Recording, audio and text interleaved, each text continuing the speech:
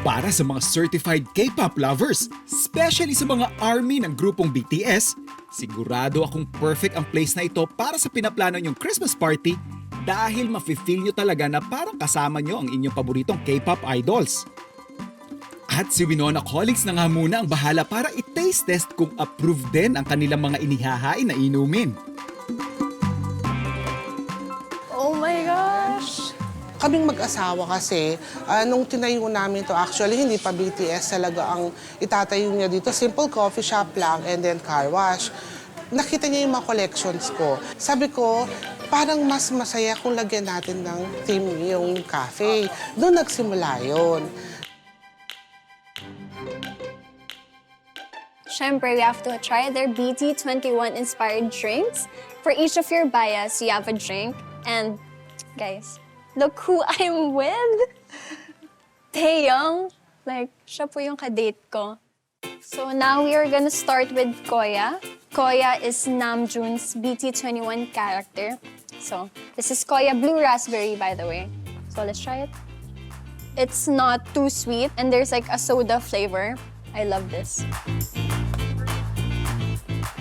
So next, this is RJ Milky Mango. This gin's BT21 character. Ang cute ng cup nila, no? It's like BT21 talaga. So at first, matitaste mo yung milk. And then you'll taste the mango, the sweetness of the mango. I feel like bagay ito with a cookie or a cake. Or actually just by itself. Next, this is Shooky chocolate. This is Yoongi's. If you're a fan of chocolate, not much of a sweet tooth, this is for you. My little sister would actually love this.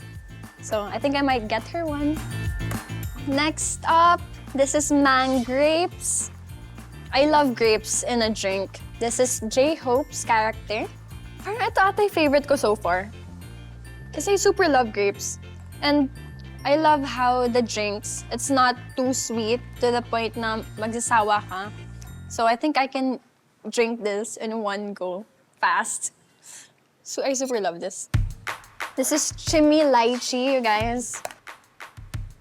So their drinks, it's based off fruits talaga and chocolate.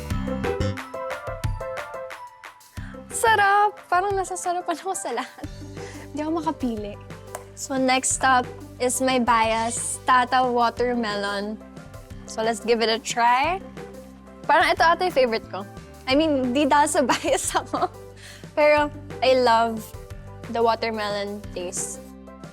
Let's move on to the drink, Cookie Cherry Jungkook. This is good. I love it. Sobrang cute nung place kasi as in it's full of BTS merch, standees, and the details are so good. I love it. Habang nasa labas pa lang ako, nung nakita ko pa lang po yung standee, parang masaya na ako. This is basically every ARMY's dream. Kung gusto niyo pong bumili ng mga merch, kasi as in super dami pong variety dito, punta lang po kayo sa OT7 Purple Cafe, Magic Shop, the K-pop store, OT7 Purple Car Wash, all-in-one na po yan. Dito yan sa Santo Entierro Street, Barangay Santo Cristo, Angeles City.